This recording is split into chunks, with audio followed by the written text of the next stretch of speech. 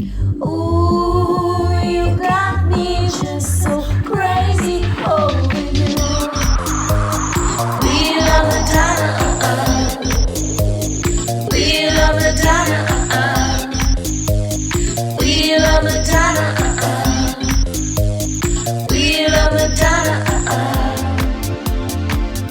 You're listening to MLVC, the Madonna podcast, your place for all things Madonna Louise, Veronica Ciccone.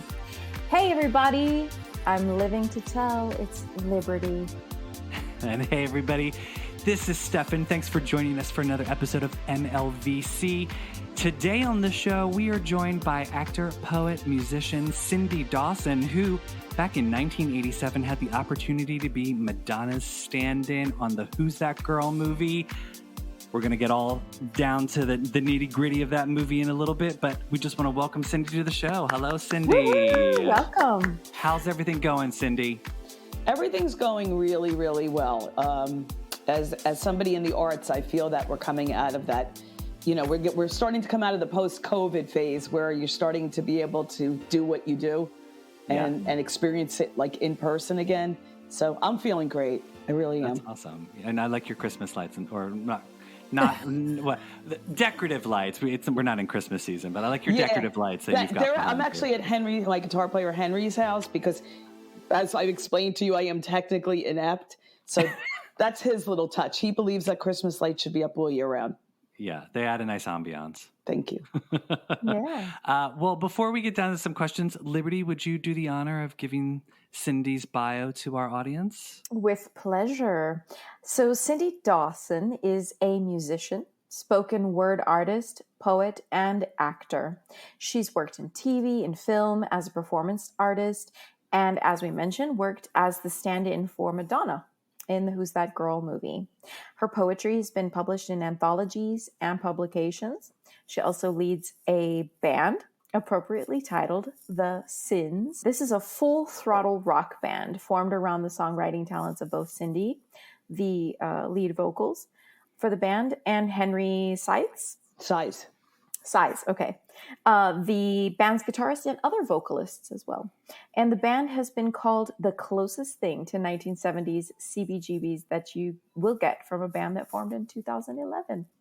So welcome, Cyndi. Thank you for having me. A hefty resume. I can't wait to ask some questions about not only Who's That Girl, but your career in general. But let's dive back in time to the year of 1987 and talk a little bit about Who's That Girl. Oddly enough, that movie is turning 35 this August, which is unbelievable to think about. But yet, all of us have just remained as youthful as the day it happened. I mean, that's right. Only the movie got older. Yeah, there you go. How did you get involved in Who's That Girl? How did that find you? It was pretty crazy because I was an actress at the time and a dancer. And so I was always looking for things that I could do in either. I was in the union, so I mean, I had agents and things like that. And I remember coming home and the phone rang. And this is before cell phones when, you had to go in person to make calls. And I had done some rounds that day. I don't remember. I mean, when you made rounds, you used to take your picture and resume and just go to like 100 offices in one day and just hand them out or slide them under the door. So I don't really remember who it was that had seen me, but I got a call and they said, "Oh, we need you on set, tomorrow at a certain time." It was very early in the morning, and this was already maybe 7 or 8 o'clock at night. And they said, I said, "Oh, what is the film?" And at the time, I think it was called Glamour. Yeah, it wasn't Who's That Girl. It was renamed later. And so I hadn't heard about it. I didn't recognize the name. And then I said, "Oh, who's starring in it?" And they said, "Well, we'd like you to be the stand-in for Madonna." Now, at that time, Madonna was not only just huge in general. That's when she was like just lifting off like a rocket ship at that point. Yeah. But I was really involved in the New York club scene. So she was a huge person to run into or see or whatever at Danceteria, which is where my boyfriend at the time and I always hung out. And we knew Jelly Bean Benitez. I think she was dating him at one point. And so it just was one of these things where I just went, whoa, Right. this is big. But I was really scared. I'll be honest with you. I did not know what to expect or what a stand-in job entailed. I had never done stand-in work before. So It's a good gig, though. It's not a bad gig. it was a great gig because if you were in SAG at the time, well, even still to this day, you had to make a certain amount of hours and earn a certain amount of money to get your health benefits. And I really needed them at the time. So this was going to be not just a 1 day extra part or, Right. 1 day, day player part with maybe a line if you were lucky. This was going to be a job for the summer. And I was relieved about that part of it. But also, I was thinking like, well, I have to give up my bartending job. I hope they let me hold my job because once a job is over, you're back to being unemployed again as an actress. Right. And luckily, the place that I worked, they said, no problem, we'll hold your job for you. Oh, nice. That's great. So tell us a little bit about, so you show up on set. What was your experience like when you were doing the movie? How long was the shoot for that you had to participate? I worked all summer. So, and even a little bit into the fall as well. And I remember showing up on the set that day thinking, what am I getting myself into? Because first of all, she was so big at the time that, you were expecting massive crowds to be around just in general. And so they put me in hair and makeup. And I guess I would go into her trailer first. They'd get me ready first because I would come on and have all the shots set up using me. Right. So I'm going to interrupt you just for a second. For people who might not know, what exactly is the role of a stand-in? That's a good question because people think I was a body double, which I wasn't. You weren't like a stunt double doing pratfalls. No. So a stand-in is somebody who is similar in build, similar. I didn't look like her in the face, but our bodies were kind of similar. And so they would dress me up like her and do the hair and makeup like her. And then use me to set up, when people film a scene, they have to set up tracks. So the camera rolls on tracks like a train, so that it smoothly moves about the set. So what you see is a flow. You don't realize the camera's actually on a set of tracks and is moving with the action. And so this way I would I would have to watch them rehearse when she was rehearsing a scene with Griffin Dunn or whoever she was in a scene with. And I'd have to observe that, keep a very, very close eye on their movements. And then they would set up the scene with me and Griffin Dunn or whoever else was there, their stand-in. And we didn't have to say lines necessarily. Sometimes we did. But, mostly it was just the physicality of the scene and how they were going to get the lighting and everything set so that they could just come in and film. She could also do what she had to do in the morning, which was she'd get up very early in the morning and have a trainer work her out.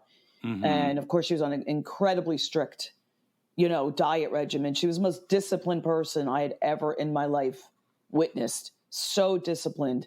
And the most fit person I've ever seen in my life. She was so fit. There wasn't an ounce of fat on her. She was solid muscle. Right. And being a dancer, I was like, I was so jealous. I wanted to be, thinner, more muscular, but she had that. She definitely had that. So I could come in, say 6:30 in the morning and set up the scenes with the camera crew and the director. And then she could come maybe 2 hours later to the set and it's all ready for her to go. Right. Okay. And did you have interactions with Madonna? Were you ever chatting with her, or was it sort of like you would pass each other as you're leaving the set and she's coming on the set and you would just sort of wave? No.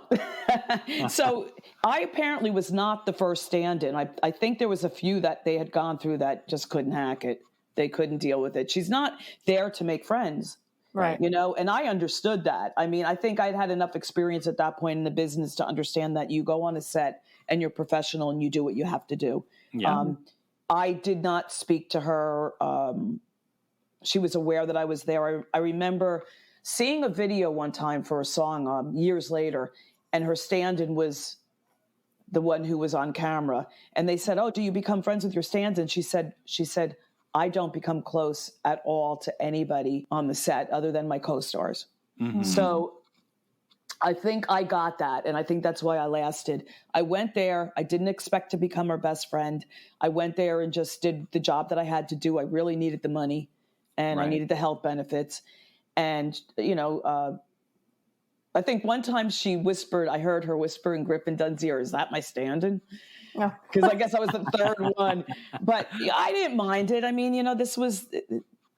my job was to, when they called, there's team 1, which is her and Griffin. There's team 2, which was myself and Griffin stand-in.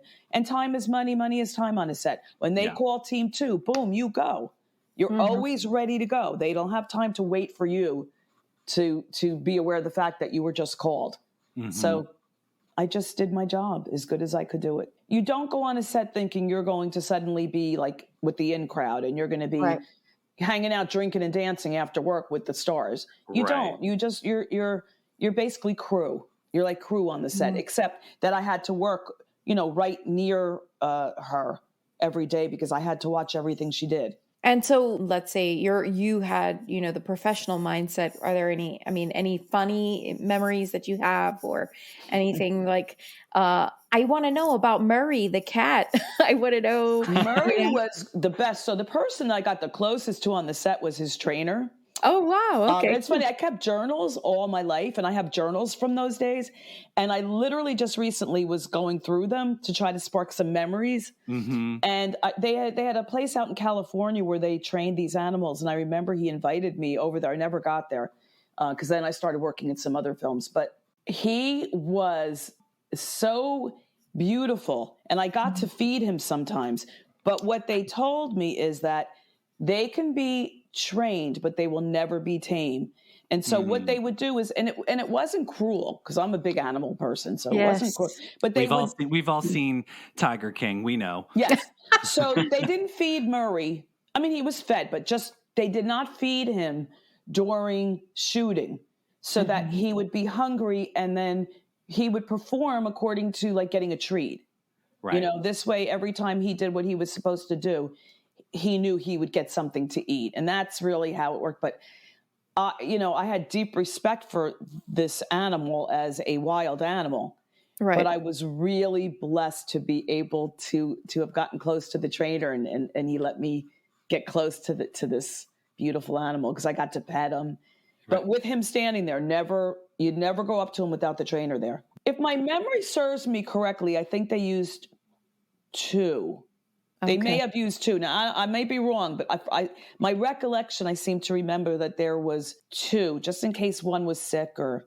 Talk about the production. And so, because you were filming on the streets, you were filming on a sound stage. Was it all filming in New York? Were you filming in New York and LA?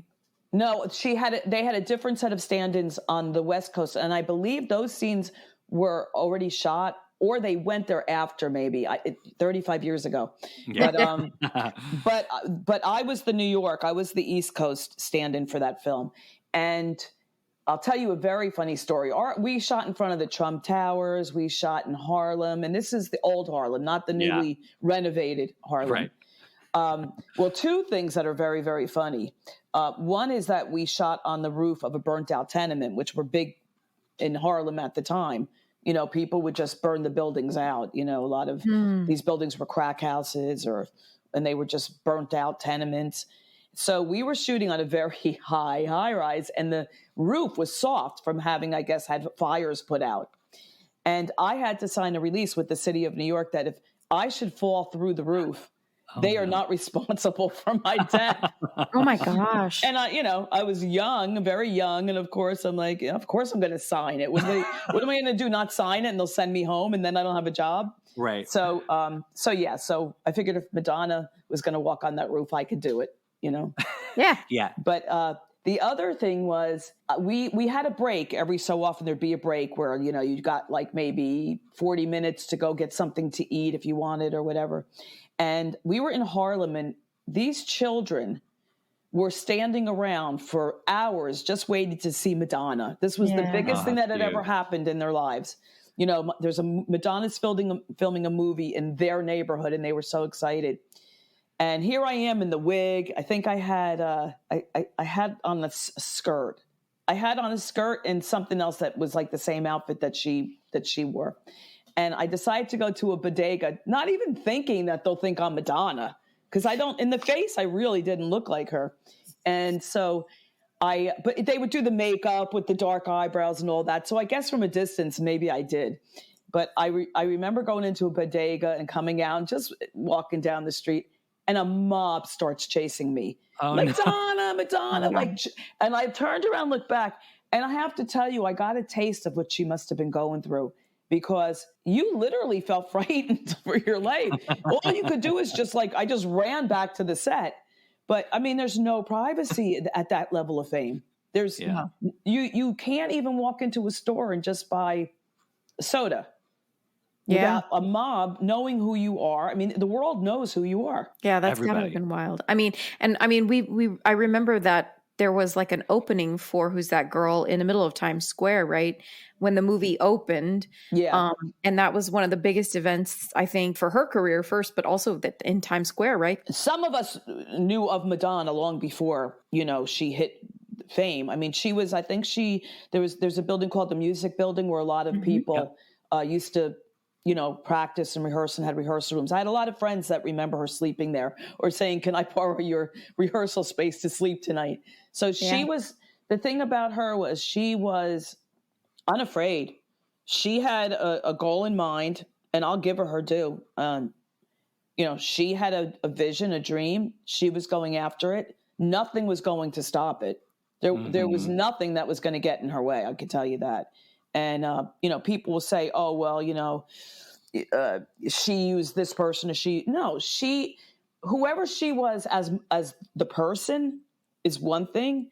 When you're in a career that is extremely hard to break into, it's extremely hard to get your music heard.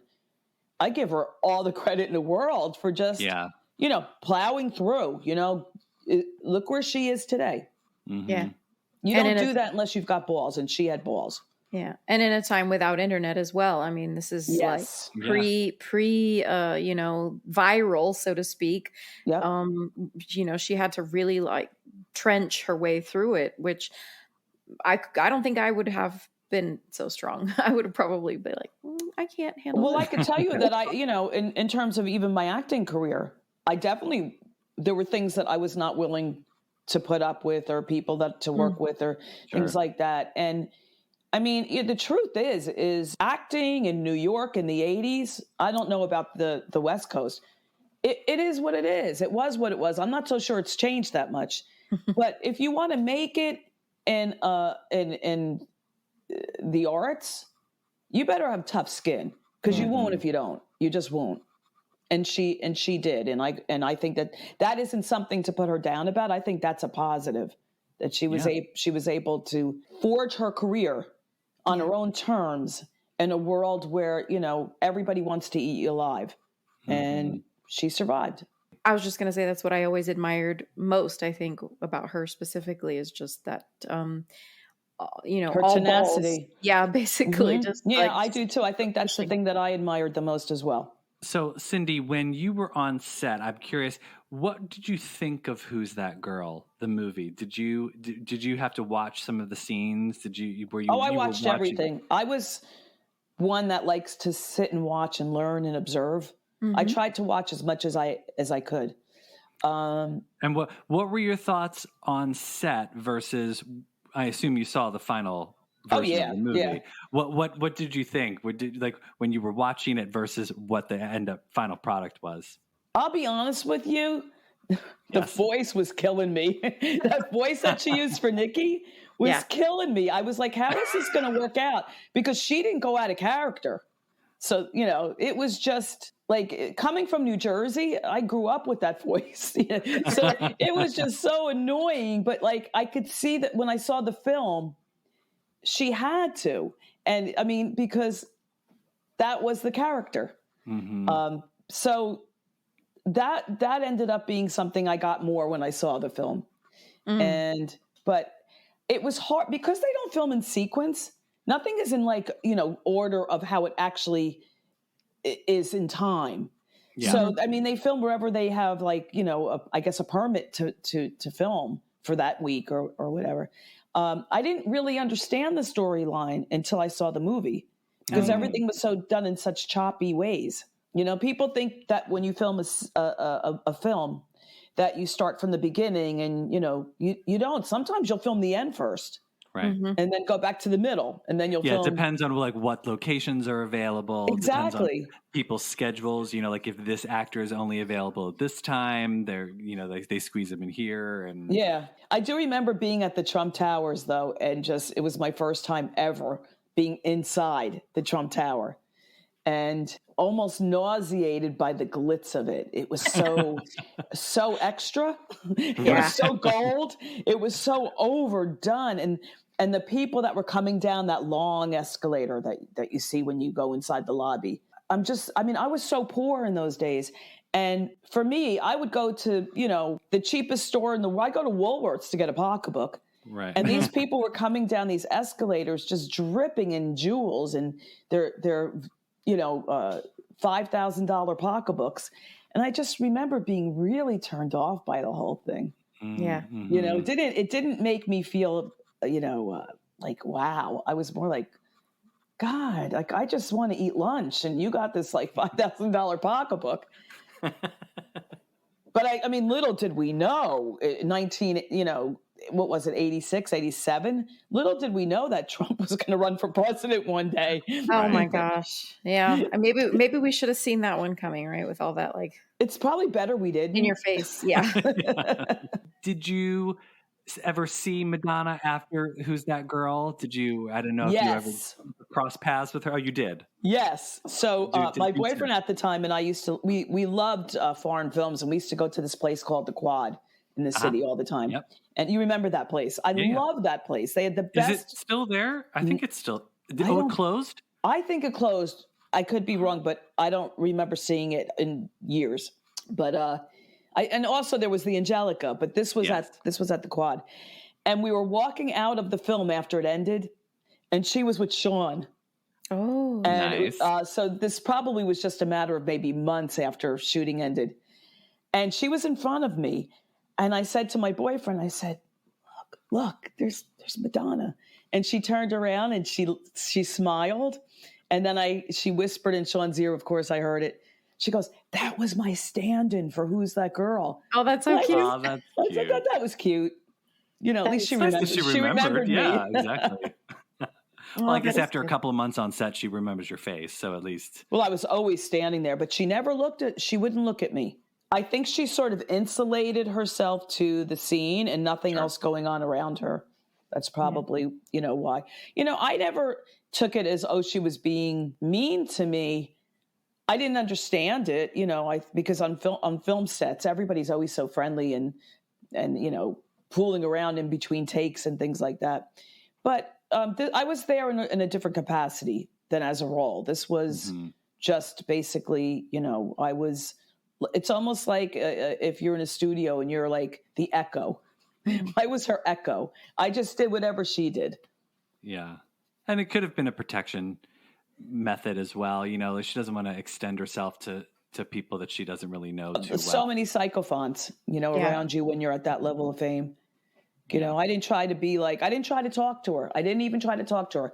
I would smile if she looked at me or, the rare times that she did. But I didn't try to have a conversation. I didn't try to get close. I kind of just got that was what was that, I didn't want to be seen as this person that was trying to like latch on. Mm-hmm. Yeah. If she was interested, she would have had a conversation with me. Yeah. And it's possible, she just respected that you were able to sort of keep your distance, let her work like that. I think so, because I'm the only stand-in that lasted for the film. So she must have respected the fact that I kept like, at least a psychological distance. And then, because you did that, when you saw her after the movie, she whispered to Sean, there's my stand-in, as opposed to had you been a crazy person on the set, she would have been like, there's that psycho stand-in. So right. It was a better situation. It is. Respect in the business is a big thing because, New York especially is a really small world, especially like, if you're filming Law and Order, for example. I mean, everybody that's an actor was on Law and Order in New York. Right. And you'd see some of the same people again and again. Mm-hmm. And you just wanted to make sure that like you always acted professionally. Right. you know, and so that your name was never, we don't want to hire her. She was a problem on set. Yeah, exactly. You don't want to be, have a bad reputation. Right. Well, and so did this hopefully, or if that was what you kind of liked, did that lead to you seeking or pursuing acting or music directly after Who's That Girl? Or I was an actress years before I, not years and years, but several years before I ever. It was what I always wanted to do. So before I ever was called to work on that set, I had already done lots of TV and film. Okay. But I did lots of stuff after that as well. But I gave it up when I became pregnant with my daughter, who is now 26. Because you can't. I mean, you could be called at 9:00 at night for a 5:30 a.m. call, Right. Oh. and I couldn't see living that lifestyle with a baby, and I didn't have family around to help or anything like that. So, I always knew I could go back into performing when she had gotten a little bit older, and when she was 12, that's exactly what I did. So I got back into doing poetry and with a band. I wasn't singing at the time; I was doing poetry. And then when Henry, whose house I'm at now, we're really old friends, and I ran into him, and he said, "Well, why don't you just sing instead of speaking your words?" And I never considered myself a singer, but we thought this will be a fun project. Let's just do it to grow and have fun as artists. And I never expected it to go where it did, but or to last as long as it has. But I think once you're a performer, you always have that in you. You have to, if you're a born performer, you have to perform. But I think working with her taught me that you have to be a disciplined person in order to get anywhere. Because I think watching her, I had never seen anybody more determined in my life, not just with acting or her music, but just the way that she was with her body was so unbelievably disciplined. And it made me realize that even as a dancer, if I wanted to even take that further, I really, really had to bunker down and take it seriously. So she did affect me in that sense. I think it did give me a boost to my ability to focus and be disciplined about things. So she inspired you a little bit. She did. Absolutely. I think she inspired a whole generation. Yeah. Of girls. Yeah. Hi, me. Yeah. Whether they understood what they were feeling inspired about or what she was inspiring them to do. But, it's, I think sometimes just her persona alone, just the celebrity of her. Sometimes it's like it resonates with people. One of the things I did want to talk about, and this is kind of a good segue for that, she's still very inspirational, and her speech on ageism really affected me. Madonna and I had our girls at the same time. So, we both had our daughters really within the same year. And so we both kind of went through this motherhood at the same time and finding where we fit in with our careers at the same time, although hers never really stopped. Mine did. So and now also, we're both older and trying to feel our place in how we are as older artists. And so one of the things that I deeply respect was that speech that she had given at some award show about ageism. And you hear a lot of people online, some of the comments online are so mean about, you had your time, give it up. Nobody says that of male artists. Nobody says that of male musicians or performers. They're seasoned, and so they're more respected as they age. And I think it's, I don't care if you don't like how she looks today or if you don't like the fact that, her look changes all the time and whatever she's doing now, she determines her path. She determines where she wants to take her art or how she wants to look. It's not our face, it's her face. Right. And so I think that what we need to stop doing in this country, because it really is an American thing, is stop saying that at a certain point, we shouldn't be human anymore. We shouldn't be human beings that are living and breathing and have a life and have a career. We're living longer. To live to 100 is nothing anymore. And as women, we shouldn't be told when to hang it up. I hate that expression, hang it up. Yeah. We'll hang it up when we choose to hang it up. And if you don't want to listen to our music, if you don't want to watch us perform, if you're not interested in what we're doing on social media, don't look, don't listen. Right.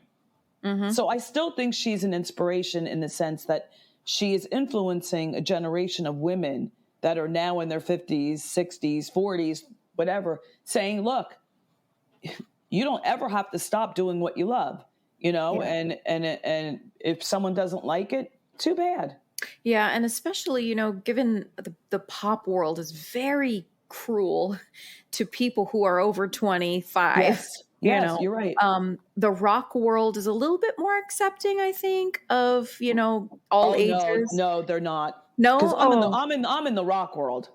So And, tell us a little bit about that, because you formed your band with someone that you knew for a long time, and he's like, you know, he says just start singing, and you didn't consider yourself a singer, so you're like, yeah, cool, or you know, trepidatious about it, or you know, did you already have songs or let's say lyrics that were ready to go that you thought, oh, this could easily transpose into a song, even though it's a poem?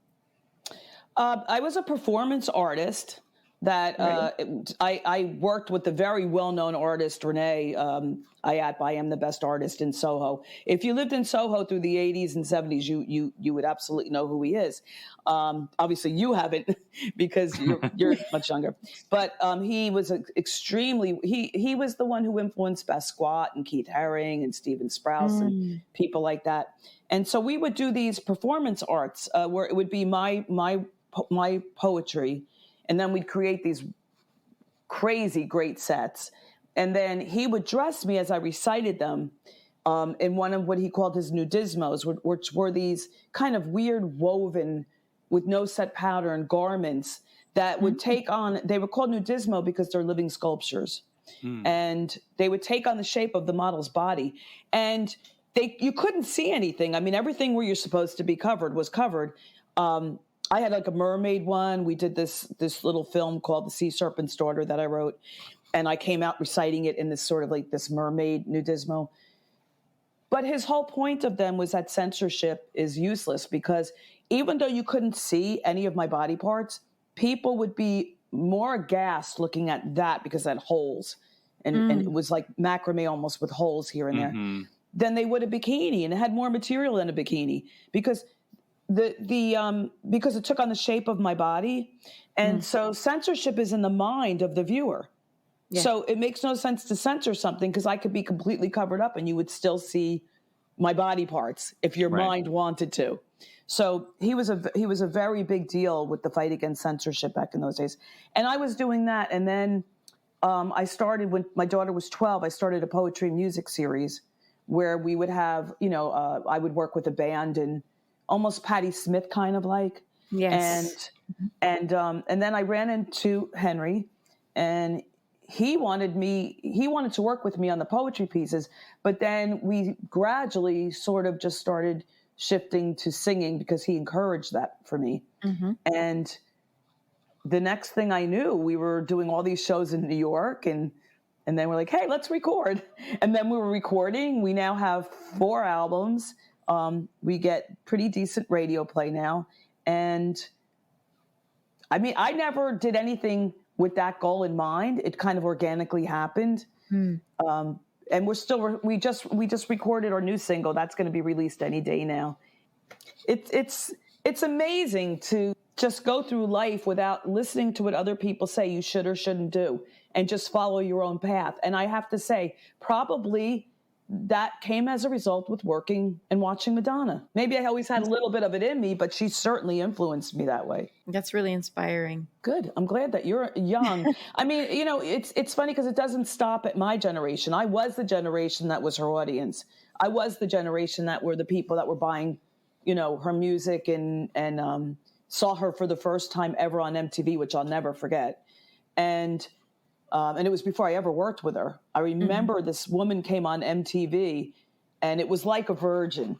No, I'm sorry. It was Lucky Star. And she was dressed like the way I seen people dressed at Danceteria. And I'm like, who is this woman?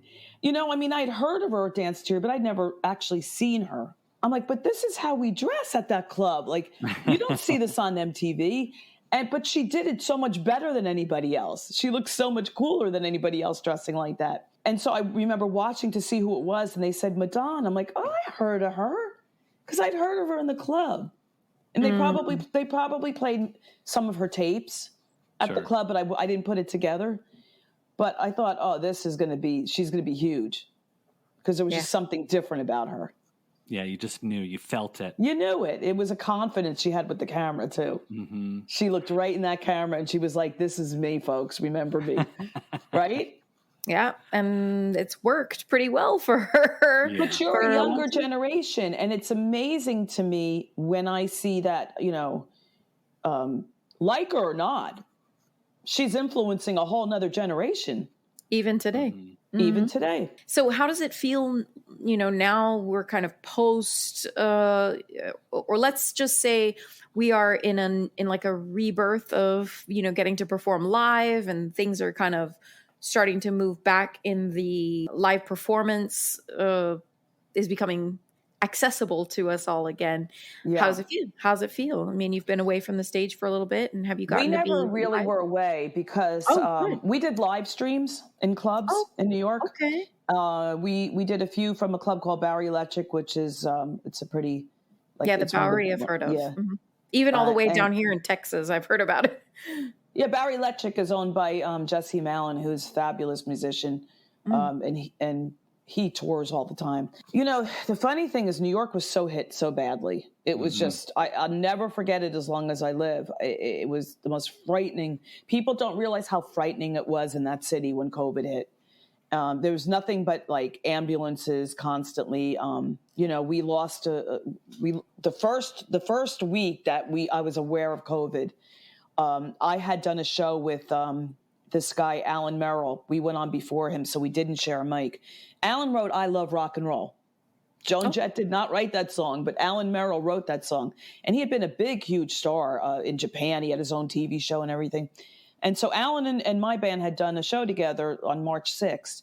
And then I was supposed to have a big birthday bash show in New York the following week, which I canceled. Not because there was a lot of people in New York with COVID at the time, just because I had this weird gut feeling like, something's not right. I don't want to take a chance. And I canceled the show. And unfortunately, the people who did a show at the same club the next day, just about everybody had gotten COVID that night from sharing the mic. And Alan died. No. So it was up close and personal for us in the city. And so when things started to get a little bit better, people started coming back out to the clubs again. You know, I'm very physical on stage. I'm very active.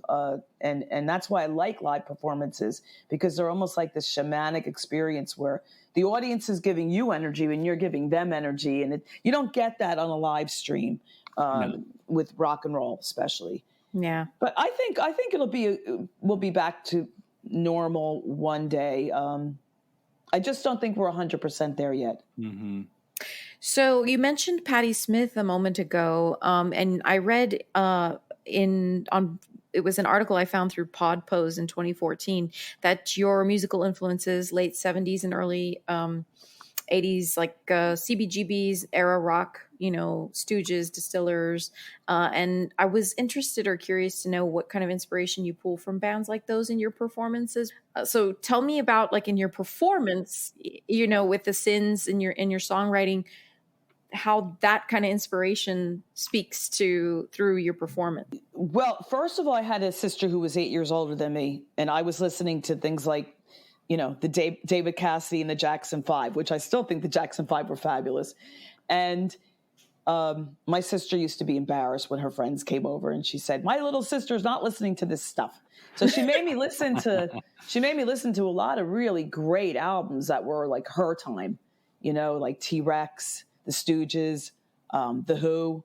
Mm-hmm. I could go on and on. They were just Genya Raven, who is one of the DJs on Little Steven's Underground Garage. There were just so many great albums that she turned me on to that as a little kid, 7 years old, really influenced me as I was growing up. But I worked in a rock club back in the 80s, and so we had all these bands that would come in and play, national acts and stuff like that. And so one of the bands, and I actually just saw Lenny the other night in Hoboken for a book signing, but Lenny Kaye had the Lenny Kaye connection at that point. And he came in and played, and he introduced me to Ivan Crowell, who, as a young girl of 11, 12, whatever, I was madly in love with Ivan Crowell from the back of Patti Smith's Horses album. Yeah. But I ended up being friends with members of her band, or friendly if I was. And Ivan was probably one of my closer friends. And so I really got into Patti Smith. Mm-hmm. And I loved the fact that she did poetry with a band. Yeah. And I always thought, isn't that brilliant? Because I can't sing, so I could still front a band. I just won't be singing. Mm-hmm. And I thought that was like the coolest invention ever, was to do poetry with a band. And then I started doing that. I still wouldn't say that you could call me a singer. I'm a rock and roll singer, which is a little different. And I'll always maintain that I am not really necessarily a singer. Like, I'm not a Celine Dion or right. Or, you know. Well, who is? I mean, other than Celine Dion, yeah. But I love the fact that you can get on stage.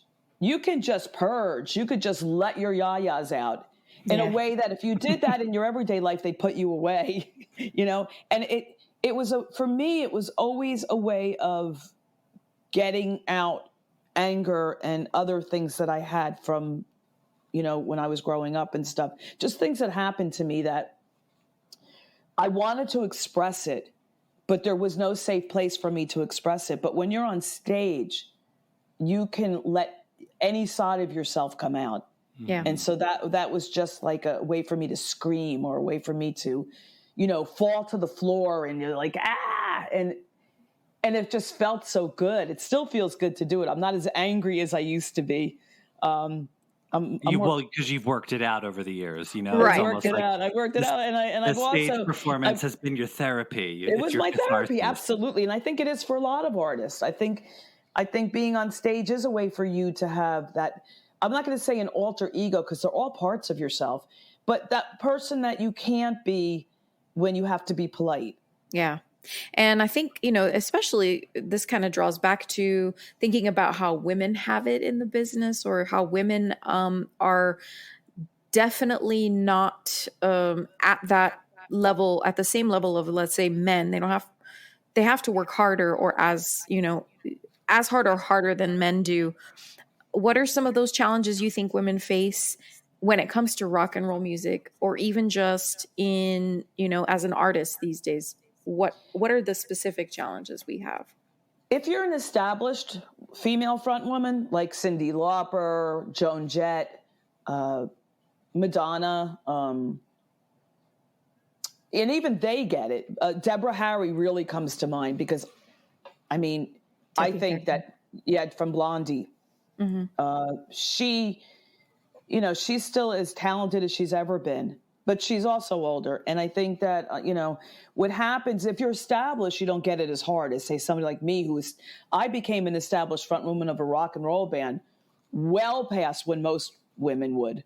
Mm-hmm. And so that was a real challenge for me. I put up with a lot of talk that I'd heard that got back to me, until I said, you know what, I'm going to be so good that they're not going to be able to say I shouldn't be up there.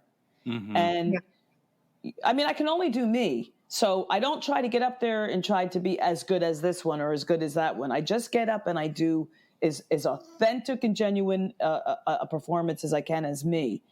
And if I could be real up there, then maybe people get that.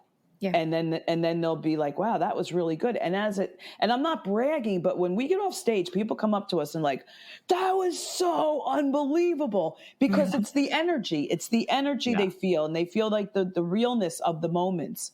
Yeah. And if you can give that to people, then you could win them over. But boy, as a woman, boy, do you have to win people over. It's unbelievable. You either have to be like, you know, a singer-songwriter with a guitar, and they'll accept that more. But to be physical the way that I am, and to be screaming it out sometimes, That's a tough one to sell when you are not 25 years old. Right. Yeah. But at this point in my life, I'm not going to be an icon. I'm not going to be, world famous and, and having crowds run and do what they did to Madonna. So I don't have that fantasy that I'm going to, be like that. So I don't have to be that overly concerned with what people think of me. Yeah. We just, and also we're an indie band. We produce and put out our stuff ourselves. Mm-hmm. So we don't have to worry about a record company signing us. We have our own label that we created. So or adhering to a record company's demands. Like, I'm sorry, we don't want you to put that single out right now. We don't think that's appropriate. We don't think you're going to get radio airplay for that, or that's not a good look for you. You are playing by your own rules. You can perform when you want to perform. You can perform how you want to perform. Mm-hmm. And there is a certain satisfaction with that. And also, fine, maybe the level of money that Madonna has would be great to have, but the sacrifices, she can't just walk down the street by herself, right. Go for a walk along the river if she wants a quiet afternoon, like her life is irrevocably different and changed. And I'm sure those sacrifices are worth it for what she's been privy to in her life. But, being an indie artist, there's other privileges that come along with that as well. Absolutely. And it's all the above what you said. I mean, nobody is telling us what to do. We tell ourselves what to do. And I really like that. It's one of the good things about the internet today, if you're an artist, is if you're savvy enough to know what to do with your stuff, you'll get it heard. You'll get seen. You just have to know how to use the tools that you currently have. Well, so I want to know, you had mentioned that you have a new single coming out. Tell us about your upcoming projects. So you've got a new song coming out. What's that about? It's funny because, as rock and roll as we are, our new single is kind of poppy and it's cute. And it's the first time we've done something like that. And I really like it. But that's an original song. We are an all original band and we really don't do covers. In fact, I think in the 12 years we've been together, we did one cover other than our own songs. But there's a band who's been a favorite of mine for as long as I have been a young adult up. And that's the Smithereens. Uh-huh. And they played a lot at the club I worked at. I've always loved that band. And their songs are so perfect. And their lead singer who passed away, Pat D'Annunzio, Pat did every song perfectly. So I always wanted to do this one song of theirs and cover it. But it's like, how can you take a Smithereens song that's so perfect and cover it? It would be like you could never do it as well as them. But then I asked one of the guys, Jim Babject, one of the guys in that band, I said, what if I did it like with a female voice? Because then you can't really compare it to Pat. I mean, Pat did it his way, and I'll do it like with my female voice. And when he said, yeah, do it, you should do it. And I was so happy. And then when we went into the recording studio to record it, I thought, what have I gotten myself into? I was never so frightened in my life to do a project. But then once the band put the music together, and they did it so beautifully, Henry used an acoustic 12-string, which was just kind of like set the tone for the whole thing. And then I did the song, and I thought it came out really good. So we're going to be releasing that track and our original track. Nice. And hopefully we'll see what happens. I hope they get some airplay and get heard, and we'll see. So I know I had mentioned to you when we were setting up the interview, I had asked you if you had ever done a Madonna cover song, and you had said no because you're a rock star and you don't do pop songs. No, I didn't say I was a rock star. I said I am certainly not a star, and I know that. One of the things that I just won't do is another female that did something brilliantly or at least in the sense that it was iconically done. Mm-hmm. It will forever be in your brain as the way she did it. The reason, if the two songs I've covered both had male singers, because then I can do it my way as a female singer, and they won't compare too much. Right. Madonna's so iconic. I don't think I would want to take on, and I know it's been done, that band Wet Leg, who I love. They're so weird. I don't know if you know the band Wet Leg, but they're my new favorite band right now. They're so bizarre and so off the wall, and yet they're genius. They covered one of Madonna's songs. I just can't remember which one. Oh, I'll have to check it out. but they're a great band. You have to check out Wet Leg. Okay. But they're at a level where they could do it because she's so different. Mm-hmm. But I think that I would be afraid to take on a Madonna song. I think I'd destroy it. Well, I would encourage you to do a Madonna song. I think you would be perfect to cover off one of the Who's That Girl soundtrack songs. So either Who's That Girl, Causing a Commotion, or The Look of Love. I think if you put a rock spin on those, you could totally tear it up, and it would be so appropriate because you've been in the movie. You know, you were part of the movie. I happen to love True Blue. That I remember sitting in the makeup trailer, having my hair and makeup done. And the person who was doing my hair and makeup was playing that in the background. And she said, this is the new album, and they're launching it today. She said it's going to be crazy on set today. I think we were on Riverside Drive then. We might have been filming on Riverside Drive. And it was crazy. When I got outside the trailer, I couldn't believe the crowds of people around.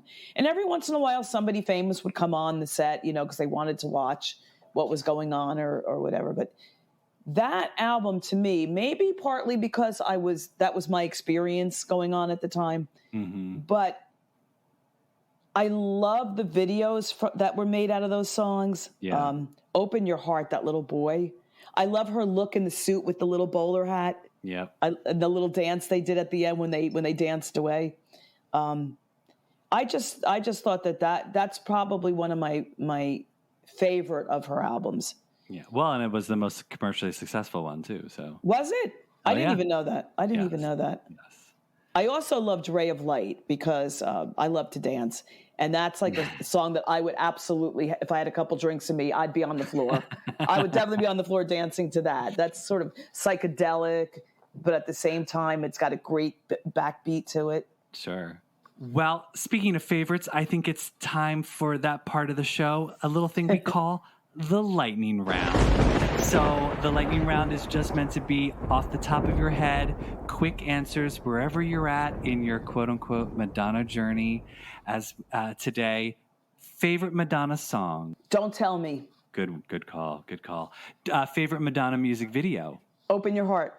Have you? I don't know if you've ever had the opportunity to see any Madonna videos of her on tour. Have you ever seen any Madonna? I always would try to check out videos from her tours because of the dancing. Because I love to see which dancers that she would pick, and she always had great dancers. Yes. So I loved watching them on tour with her. So I definitely did check out her tours. Okay. So would you have a favorite Madonna tour? God, they were all good when it came to the dancing and everything. Probably the one where she did Express Yourself in Vogue, like Blonde Ambition with the ponytail. Yeah, definitely. Yeah, that one. Well, this might be an easy one for you. Favorite Madonna movie? Desperately Seeking Susan. Surprisingly, I thought you were going to say Who's That Girl? No, I didn't not like the movie. It was cute, and I had that experience with it, so I kind of ruined it for me because technically I knew how everything was done.